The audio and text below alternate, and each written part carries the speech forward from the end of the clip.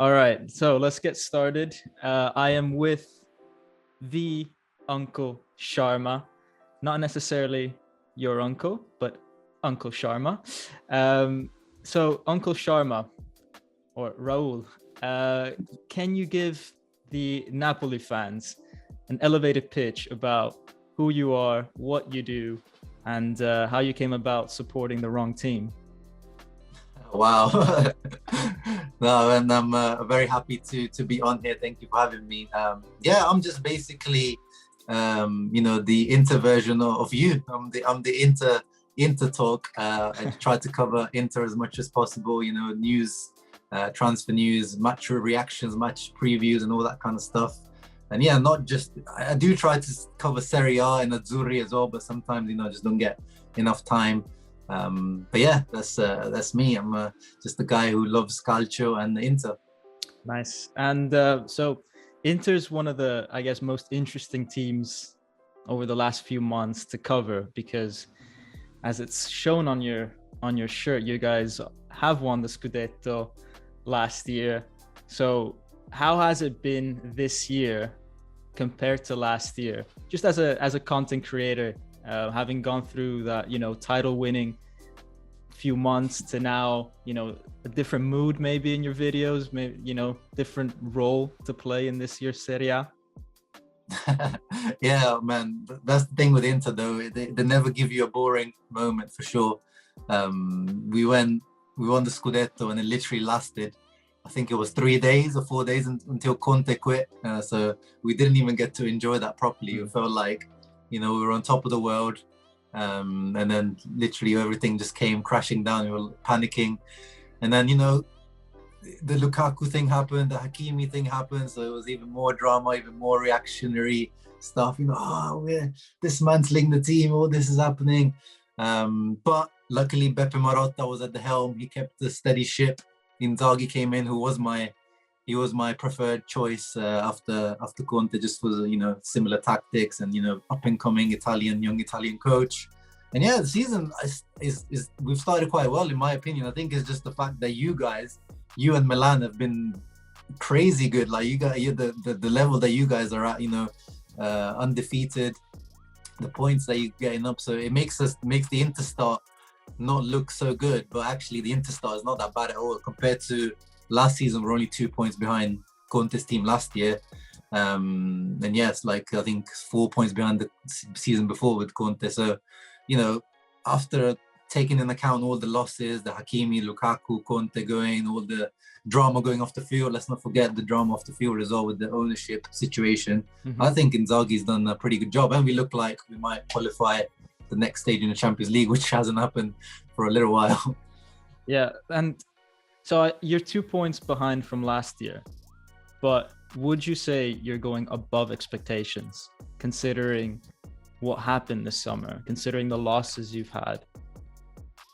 Yeah, exactly. That's the core of what I was kind of getting at with my previous remark. Is the fact that with all those different, changes, with Inzaghi coming in, the team definitely downgraded. There's no two ways about it. That the team, you can argue whether you prefer Dzeko or Lukaku, but the Hakimi one is definitely, we clearly haven't replaced him yet. Eriksen as well. People forget Eriksen is still, not even there, and he was a massive part of the second half of the season. So, yeah, I think Inzaghi. Okay, the results-wise, maybe we're not quite there, but the performances have been there pretty much in most matches, all the big matches, even though we didn't get the result. The Atalanta match, the Lazio match, the Milan derby, the Juventus derby, all of the matches we perform well on the pitch. So if we can just start converting some of the chances, which Inzaghi can't do anything about that. And funnily enough, it was the exact same issues we were having with Conte last year. We were creating so much. We were top of the league in terms of XG, chances created, big chances created, but things just weren't going our way. But in the second half of the season, players started converting. So hopefully that happens again. Yeah, and as you said, you added Dzeko, who knows how to find the net. You added Correa as well, who is an interesting type of player, very dynamic. And I think you guys have replaced people like Eriksen and Hakimi relatively well. I mean, you've got Çalhanoğlu, who I think you could consider as a bit of a replacement for Eriksen. And even when it comes to little things like who's taking the free kicks, right? So it's a very like for like replacement, or as close as you could get on a free, in my opinion. And then you've got Dumfries replacing Hakimi, and okay, Hakimi is on a different level, but Dumfries is like his little brother. He's got the same style, maybe, very attacking, but he's a bit rough around the edges still, right? Clunky. So do you think that Dumfries is going to reach anywhere close to what Hakimi's level was, or do you think what you have with Hakimi is just unreplaceable, and he was such an important part of that team? Yeah, I mean, with Hakimi, it was what, like 7-8 goals and 11 assists, so it's quite a big gap to fill. So I don't think Dumfries is going to get those kind of numbers. And I wasn't really a big fan of him as a player, because everyone was hyping him at the Euros, and I wasn't really. I'm one of those guys that rates aesthetics quite a lot, and his, like, as I said, his clunkiness just didn't catch my eye. But yeah, he's powerful, he's quick, in terms of that physicality, he probably does replace Hakimi. But yeah, he hasn't really shown that final product yet, really, at Inter. But yeah, he could, he's definitely got the potential to improve there. And as long as, I think, Darmian has kind of stepped up as well in Hakimi's absence now. So as long as he can provide a good alternative to Darmian, I don't think he needs to be at Hakimi's level in terms of, getting 8 goals or like 11, 12 assists or whatever. But as long as he can provide some winning assists or winning goals here and there, some match, affecting performances in a positive way, that's all we can ask for. 14 million euros is, pretty cheap buy, really, for his age and his, pedigree. So yeah, I have faith in the guy, but I'm still not sold on him. Yeah, I think another thing that Inter did well over the summer is that they realized that they couldn't necessarily get the same quality of someone like Hakimi or someone like Lukaku. What they did was, I think for the Lukaku situation, they got 2 players. They got Correa and Dzeko, right? And then for the Hakimi, interestingly, I think, they got, for example, Dumfries, but what they also did was that they got Di Marco on the left, right? So now you're not going just down that right-hand side anymore. You've got a bit more balance, and I think that also introduces a level of unpredictability with Inter that maybe they didn't have last year. I mean, when you've got a Ferrari like Hakimi, you're gonna use that all the time. Now I feel like it can swing either way. So I think Inter did well. I think they were smart, strategic about it. They replaced Conte with a coach that uses the same sort of formation, same sort of style. So I think people that say Inter are a weaker team are probably correct, but not that much weaker is what I think. So I don't want Inter fans to start using that as excuses this year. I fully expect you guys and want you guys to feel the pressure of fighting for the title again. You can't back out. But no, of course, when we have this patch on the chest, you can't back down from it. So yeah, I agree. A team like Inter can't back down from that. So we've got Napoli Inter coming up on the weekend. Napoli's first game against, let's say, one of the 2 title contenders, because we haven't played Milan yet, whereas you guys played Milan. You guys drew in the derby. That derby could have gone either way. Before I was going to ask how are Inter feeling about this game, but before I do that, I just want to talk about some of the history between Napoli and Inter, some of the shared history. So you guys had Spalletti, a few years ago. I just want to ask, has Spalletti's start at Napoli surprised you as an Inter fan? Has he, gone way above expectations, or did you guys feel like he was always going to be a good coach and always going to be a good fit for a team outside of Inter as well? No, yeah, you're speaking to a massive Spalletti fan here, because I rep the guy. If you follow me on Twitter, you know, how much of a Spalletti fan I am. And even when Gattuso was there, I was like, why Spalletti's right there. This team is made for his 4-2-3-1. Like, go out and get Spalletti as soon as you can. And yeah, so I expected him to do well, but this is definitely above my expectation. I mean, being unbeaten at this stage, and not just that, just only 3 goals you guys have conceded. That's just astounding. And yeah, obviously you haven't played as many big matches as maybe the other teams. But yeah. Oh, 4, sorry. Yeah. But yeah, still crazy. That's still like a third of the goal we've conceded. I think we've conceded 12. So yeah, no, amazing start. But I expected Spalletti to come in, because that team, as I said, is custom made for him. That 4-2-3-1. It's basically the Inter team he had at Inter, but like improved. Like he's got the wingers that he likes, and he doesn't have a cross and inshallah merchant like Cannavaro. He's got Politano and Lozano instead of Cannavaro. He's got Insigne, Elmas, all these guys on the wing. We've got so many options. Osimhen, obviously. It's a crazy stacked team. So yeah, I expected this, but he's doing even better than I expected, and I love it, man. I love seeing Luciano thrive. I'll always love him for what he did with Icardi. Yeah, I mean, it took guts what he did. I mean, for those of you that don't know, he basically told them to get out of Inter. Icardi was captain, and he was pretending like he had knee injuries, and wanting renewals and all this and all that, and he just told him and Wanda Nara to get out of Inter, get out of Milan. And it took a lot of bravery and courage from Spalletti, and he is same for me. I've always liked him. If you followed him at Inter and Roma, that he takes teams at this level and he brings them to a higher level. But I think it surprised everyone to go unbeaten in 12 games. That's something crazy. And you mentioned Politano, who was an ex-Inter player as well. He's grown quite a lot since those days, hasn't he?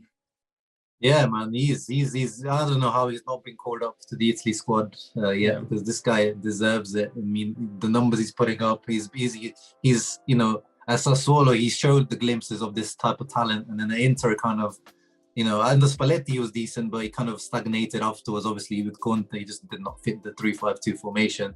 But yeah, I'm happy for Politano as well. He was a guy that always puts in his effort. Always what he's gonna do. He's kind of gonna cut in and shoot. But now he seems to have got it down more. He's got a few more variations to his game, and I'm happy to see him thrive as well. He's another guy that deserves some success, and hopefully gets his Italy call up soon, man. Yeah, because obviously, how can we not talk about Italy after the result from yesterday? Did you watch the game? I actually rewatched it today because I was playing football yesterday, but I'm glad I didn't actually watch the full match. I watched some highlights.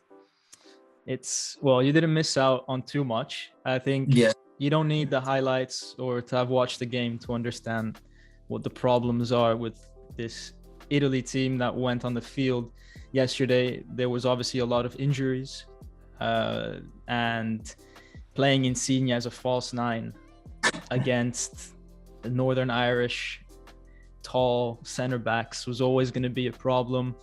And I thought they did okay in the first half, to be honest. They created some chances. They tried to look for the space in behind those center backs and behind the defense, and that was fine. And then in the second half, Northern Ireland sat deep, and they still tried to find the space, but you can't find space if another team sits deep. So there was just a bit of tactical confusion in there. It just complicates things for Italy. There's going to be players like obviously Barella, Insigne, guys that play for Napoli and Inter, that in the middle of March are going to have some very important games. Inter might have Champions League quarterfinals and all that stuff. And then these players have to also think about now qualifying for the World Cup, which is just something that neither of us really needed, So that's a bit unfortunate. But I mean, that's far away. We do have the game on Sunday. So before we say anything about it, what's your prediction? Or tell me your prediction, and then we'll talk about the rest. I don't know, man. I feel like there's a lot of pressure on Inter in this one, just like the Milan derby was. The onus is on Inter to win that match, and Milan were completely fine with the 1 point out of that.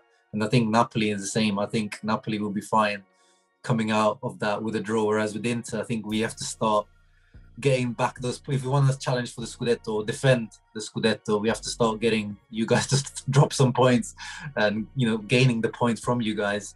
So and as you mentioned, the injury issues at the moment. I don't know how well you guys are looking, but we're looking a little bit shaky at the moment. So I'm not really too confident going into this match. I'm leaning towards a draw once again, but at the same time, I feel like surely one of these big matches now we start, pulling through a win. Like even if we don't perform well, just to pull through like a jammy win, like how we won against you guys last year, the 1-0 win at San Siro, where you guys dominated us for like pretty much the whole match. Yeah. And we just got the one penalty and closed it out. I think we need a performance like that. I don't want any 15 chances created and one goal. I don't care if it's one shot, one deflected by Darmian onto Dumfries' head. Like that's all I want.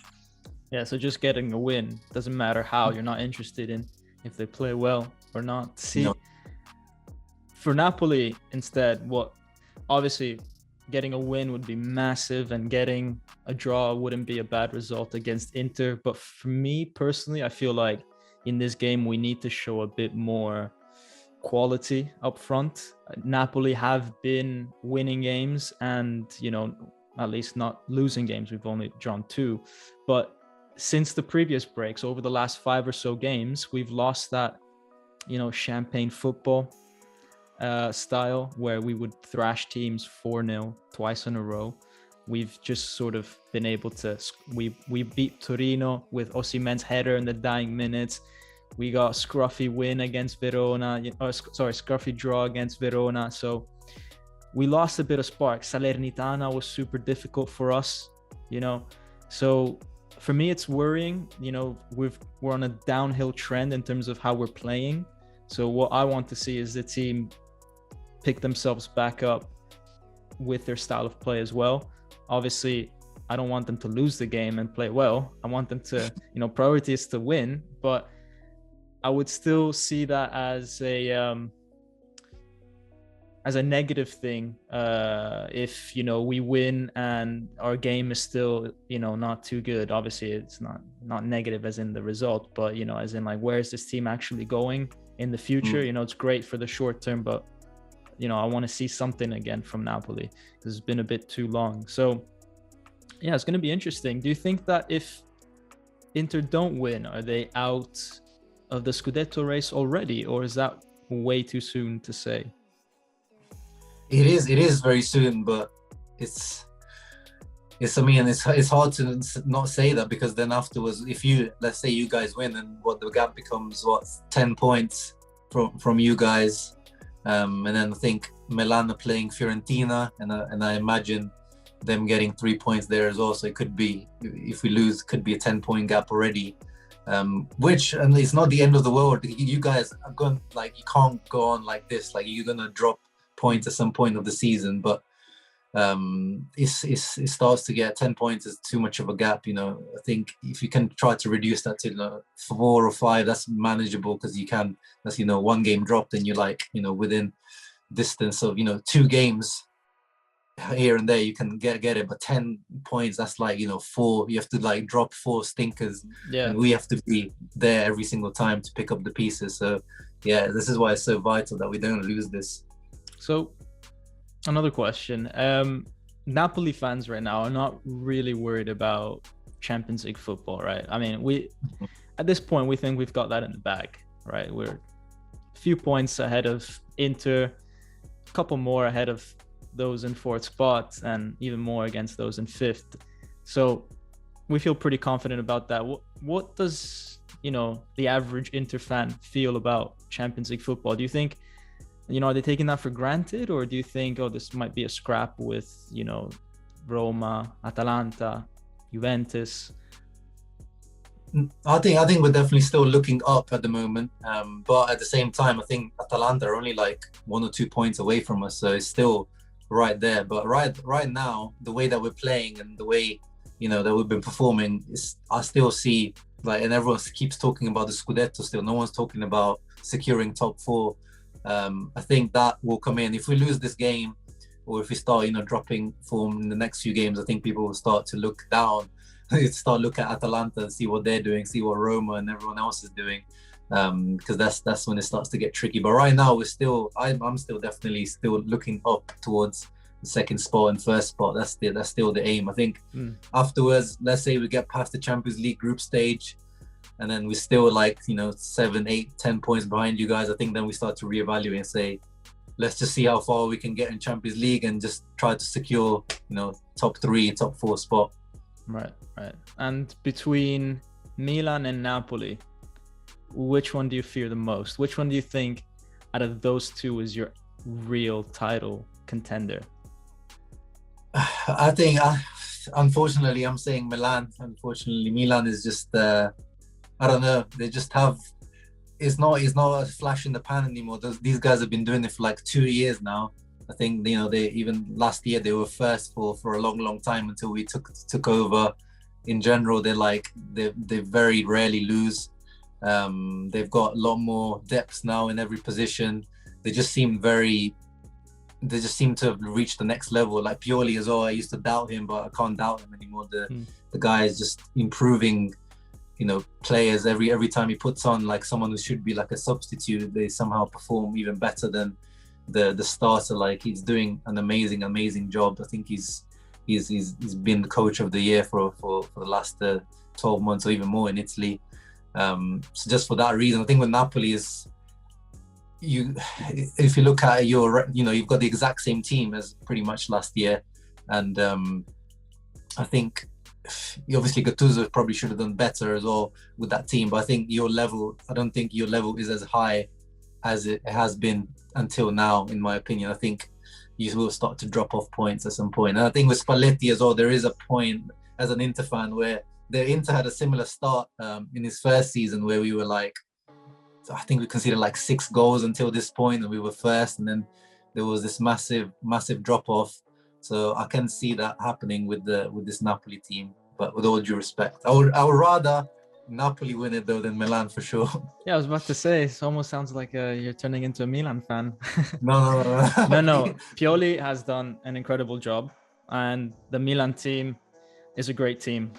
They've got, what they have is a great mix of experience and youth, and it just seems to go really well together. You know, you've got the likes of Giroud and Ibra, but then you've got the young guys, Leao, and you've got that in pretty much every position. And then somehow they managed to find a keeper that doesn't, you know, you don't feel Donnarumma's absence at all, which is, you know, we talked about Inter replacing players, trying to go like for like, but also realizing that, you know, no one player is going to be as good. Obviously, you can't really do that with a goalkeeper, right? I mean, the goalkeeper is just one position, but they managed to find like the one guy on the market that actually, you know, pretty comparable to Donnarumma. And even his backup is doing much better than you would expect. And his back, yeah, exactly. And I think getting rid of Donnarumma for them, okay, maybe Donnarumma is still a better keeper than Maignan, but he was toxic. He was so toxic. And I think getting rid of him was the best solution, because, yeah, I mean, Donnarumma might give you an extra 2 or 3 points, you know, in theory, like on paper, because he's a better keeper, but the mood that the team, you know, feels day in, day out is drastically improved by him not being there, I think. And also long-term stability of the club is preserved by him not being on that massive paycheck, on that massive payroll. So no, they did a great job, Milan. They're doing things the right way. I am worried for them about the drop-off in form that they had last year. As you said, they were first, right? And then they finished miles off Inter. So it was a massive drop-off, whereas Napoli did the complete opposite last year. From February onwards, when basically Osimhen got back from injury, when a lot of other players got back from injury, Napoli was unstoppable. I mean, I think in 2021, since February, we only lost once. We only lost against Juventus, pretty much, in the league. So there's I mean, people talk about Napoli as if it's just been the last 12 games. Napoli has been this way since last February. We're reaching a year now. So yeah, I mean, no one knows where it's gonna go, but I've got trust. But as I said, Milan is a good team, and yeah, between Milan and Inter, for example, on my side, I would say fear Milan a bit more. Also, it's I think it's just like, in terms of you guys, if you lose, as you said, like if you lose Osimhen, like that's like it's a completely different team for you guys. Whereas with Milan, even when they're without Zlatan, it seems like Giroud picks up the pieces. Even like when Rebic or Leao play up front, it seems like they still manage to do the job. Whereas with you guys, I think the drop off is massive. Like imagine if you lose like Di Lorenzo, like for you guys, the drop off from Di Lorenzo to the next, Marquis? Yeah, is massive. And Anguissa now, like he's become such an amazing player. Like if you lose him, like we will lose our spine of the team in January with Koulibaly, Anguissa, and Osimhen. Like literally, the spine of that team is gone in January for the African Cup of Nations. So that's going to be interesting. We did all right with Juan Jesus and Rahmani against Verona, replacing That's Koulibaly. another guy. That's another former Inter guy. Former Inter guy, yeah. I just actually made a meme about, literally like 5 minutes before we started, I made a meme about him on my Instagram. I love Juan Jesus. I think one of the only people that believed in him when he came to now. Everyone was like, what's Juan Jesus doing? And I had to remind people that actually he is a decent player.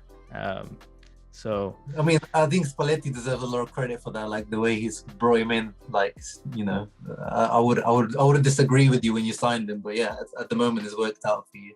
Yeah, but it's going to be interesting to see all three of them missing at the same time. I think with one of them missing, we'll find a solution.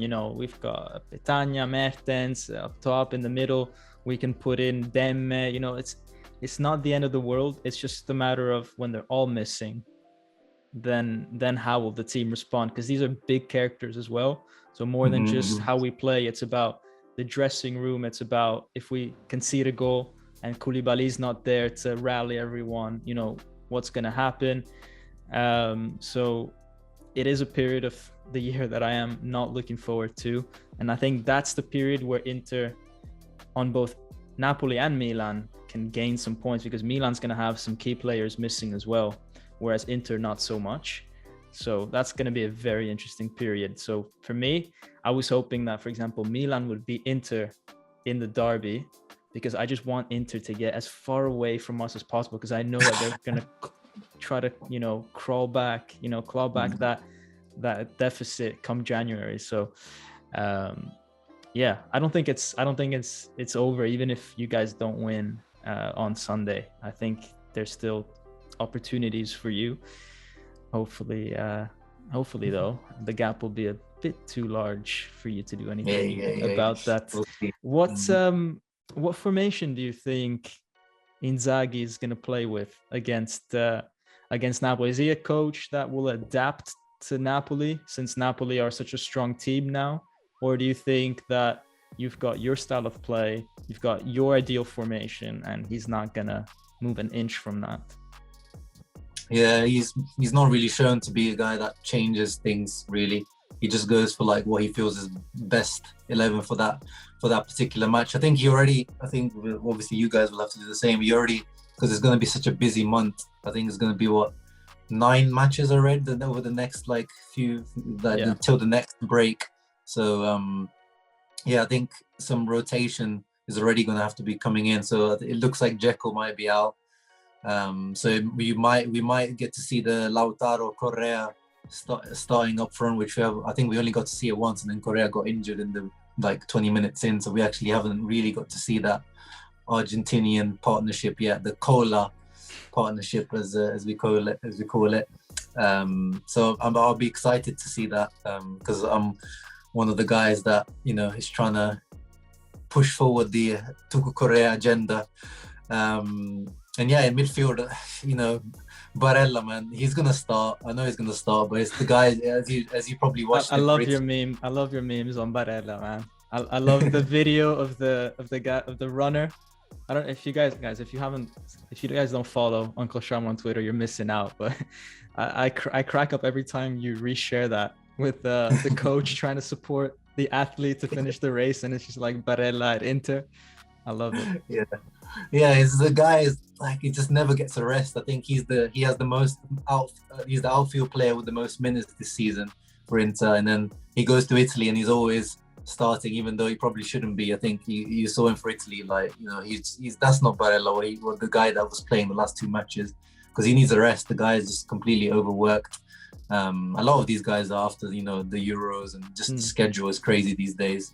But he's going to start for sure. Brozovic, of course. And then it's the left centre mid is the position that's kind of up for grabs at Inter at the moment. Because right now right now in the middle, you've got Barella on the right centre mid. Yeah. You've got Brozo in the middle. Yeah. And then on the left, isn't that where Çalhanoğlu would normally play? Yeah, but it's quite up in the air. Like Hakan has started most of the time. But like recently in the Champions League, Arturo Vidal has been playing there. And I would say that Arturo Vidal has actually been better formed than Hakan. Hakan had probably the man of the match against Milan, but in general, I think Arturo, my king, El Rey Arturo, I think he just adds that, steel. And I think he's just more used to that mezzala role, where Hakan still, I feel like he's still getting used to that new role. He's still not really defensively and doesn't really know where to position himself. And he's not really adding too much in terms of goal threat, even in open play. His set pieces have been great, like his corner kicks and indirect free kicks have been top notch, even his penalty. But yeah, in open play, he's not really added too much yet, even though we have to say he's already outdone Eriksen's goals and assists this in the space of 2 or 3 months. Yeah. So, he's obviously I'm not saying he's as good as Eriksen, but I'm saying that, on the field, he's already replaced or like added more, final product wise. Obviously Eriksen just added a lot more technically and the effect that he had. But I would probably start Arturo Vidal again. I wanted him to start the derby as well, but obviously the Hakan being the ex of the match. Yeah, Hakan really had a point to prove in that game. Yeah.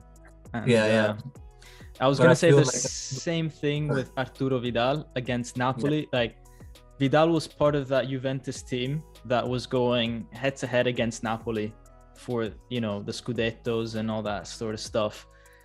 And just every time he played against Napoli, it felt like he would elevate his game for some reason. Like Juventus, just really went in hard against us all the time. And I feel like having an ex-Juve player for a lot of those Napoli players, like, the Insignes, the ones that have lived through that, it almost going to give them like these really bad flashbacks that, I think having Vidal on the team for Inter is going to be psychologically as well just so important for them. It depends how he comes back from international duty, because him and Sanchez often, because they always play for Chile, because obviously they're like the main guys for the Chile national team, and they usually, Sanchez especially, comes back like with some sort of injury. So we'll have to see how they come back and when they come back, because usually they catch some crazy ass flights at like 2 a.m. and then they're back in Milan at like 6 in the morning, and then they have to play. Well, maybe Vidal is like a bit later. First he goes to the club, then yeah. So he's done a 24-hour. He does the 24-hour bender. Yeah. But yeah, I would personally start Arturo in this, especially because you guys have got quite a steely midfield with the Anguissa in there, Fabian Ruiz. So I would like to have that physicality in there, and you can always bring on Hakan in the second half. So yeah, I see that as the midfield for sure. And then we always have Stefano Sensi, who's we always forget about him, but he's back from injury. But you just never know how fit he actually is. The guy for how long. Yeah. You can't build a team around Sensi. You can't say this is his spot on the team. You can say it's his spot when he's fit, but you can't rely on that. You need a sub of his same value at least. Yeah, but I think if he was fit, that would be his spot. Like, this guy is like he's so good, but we only got to see like 2 months of Sensi really in the last like 2 years. It's crazy. But yeah, I remember last year in the Napoli match, he came on and changed the match. He was the one that kind of created that penalty that ended up being scored by Lukaku. So yeah, he's definitely one to watch out for, because obviously he's had this whole international break now to get fit and maybe try to convince Inzaghi. So he could be a surprise inclusion at some point. Yeah, that would be interesting. On our side, I think we're gonna go pretty much standard. We've got Anguissa and Mairurui that are one yellow card away from missing the Lazio game that we have after. And we saw how that affected Napoli against Verona, where Verona's goal, Anguissa and Mairurui just told Verona, please go ahead and score. We won't touch you because we don't want to miss the Inter game. I don't know if they'll have that same, approach with Inter, because we've got Lazio next. I don't think so, because this is a much more important game than the one against Lazio. Yeah. So I think that should be fine, but we're going to go with, the classic back four, Ospina in goal, Fabian and Frank in the middle. And then, the striker's obviously going to be Osimhen, and behind him, Insigne on the left, and we'll talk about Insigne. And then behind him, Zielinski, Elmas, Unas, Mertens. We've got options in there. Hard to say what Spalletti will pick. It's probably going to be Zielinski, but I would like to see Mertens, because Zielinski is not playing so well. And then on the right, if you've been on Twitter for even a fraction of a second the last week, and so what Napoli fans are talking about, it's all about Politano against Lozano, about who's better, who should play. And it's crazy, man. If as a person you can say, I like pizza and I like pasta, I like brunettes and I like blondes, you can't say I like Lozano and Politano. Like, you have to choose one, and then you have to defend it with your life. Like, that's how it feels like on Napoli Twitter.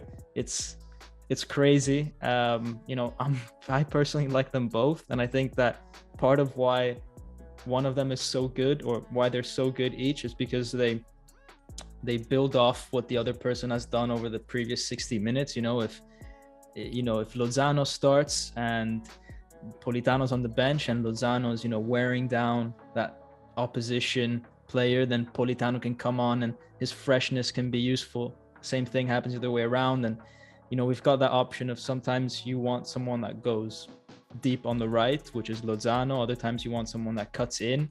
And for a defender having to deal with such different players, it's very difficult for them to adapt, midway through the game. And that's why it seems like always the guy who's coming on as a sub is always better, but it's because the guy before did all the hard work. So yeah, it's an interesting one. Might have to do a separate video about that entirely, which is going to be interesting with the Napoli Twitter community.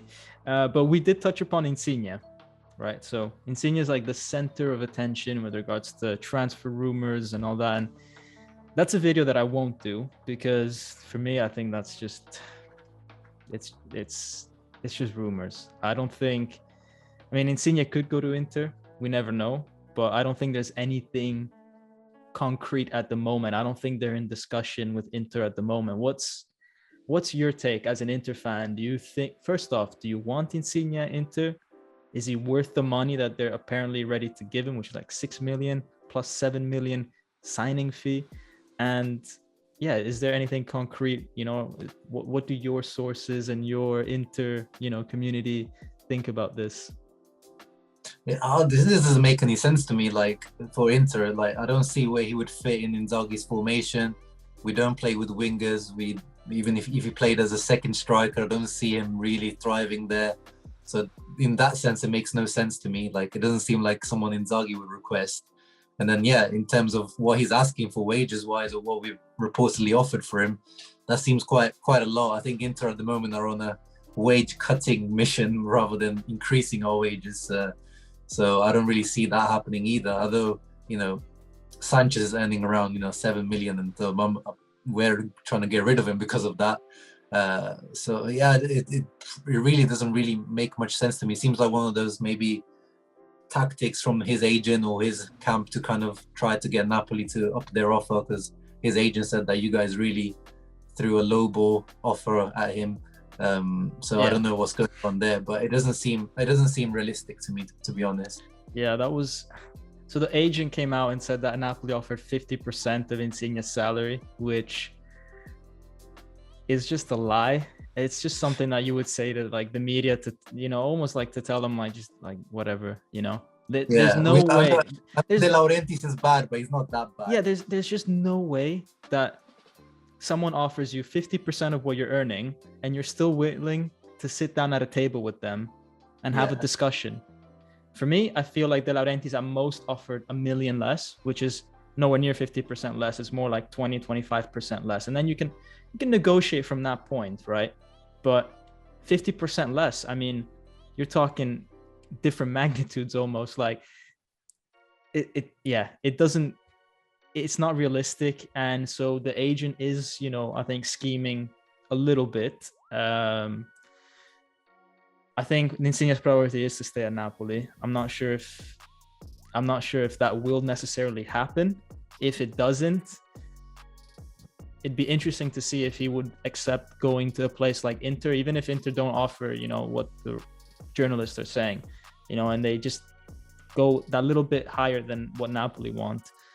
It'd be interesting to see if a player that has always grown up supporting Napoli, played always for Napoli pretty much except for his loan seasons, if he would go to a title rival like Inter. That'd be interesting as opposed to maybe going abroad. So do you think Insigne would elevate the level of your team significantly, or do you think that he would struggle to find a spot? Yeah, no, that's why I'm not really a fan of this rumor, because I don't really see what he would add to this team. Like I like Insigne. I'm a fan of, he's a technical baller. There's no doubts about that. But I just don't see what he adds to this team. Like, he's what, 31 years old as well now. 30 years old. Yeah. So he's already on kind of physically. He was never the quickest, and he's on a decline there. What this Inter team needs is kind of more kind of guys that add a bit of pace, a bit of 1v1 ability, and Insigne doesn't really add that anymore, I would say. So it's that's why it's kind of confusing to me. I don't really see him being an added value to the team. Maybe like a couple of years back when Suning was spending a bit more money and kind of trying to create a deeper squad, that could have made sense. But now with our financial situation, it really I'm struggling to see where these rumors are actually coming from. Yeah, and I guess if you wanted to build a team around him, then it would make sense when he was younger, when he was 26, 25. But now you're asking a 30-year-old to go into a 3-5-2 that he's never really been that good at. So it's an awkward one. And you mentioned Alexis Sanchez's wage, how they're trying to get rid of him because of his wage structure, because Inter are massively in debt.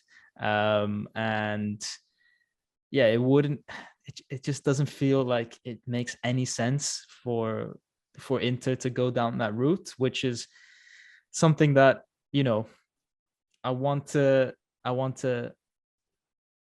make sure people understand that, but it's so difficult to be 100% sure that's not going to happen, and categorically say that's not going to happen, because we've seen crazier things in football. And I think something that sometimes people forget is that for a lot of teams, like Juve did this a lot in the past, and Bayern Munich sometimes do this, is that they just get the main guy from another team, or like one of the top two main guys from another team, just to weaken that team. Cannibalize it. Just knowing that, okay, we've got to pay this guy $6 million a year, but he's taken away, we've just taken away 20 goals from Napoli through goals and assists, and who's Napoli going to buy to replace him? So there's a bit of that to consider as well, depending on how serious Inter think that Napoli is. Maybe if we win the title, there's even more of a chance that he goes to Inter, because Inter want to weaken us. So it's going to be interesting. But yeah, as I said, doesn't make too much sense at the moment. But because we are on about Insigne and how he would fit in Inter, I was thinking of what would be the combined 11 of Napoli and Inter. So I've made my own combined 11. I've asked you to prepare your own combined 11. So first off, what formation did you go for?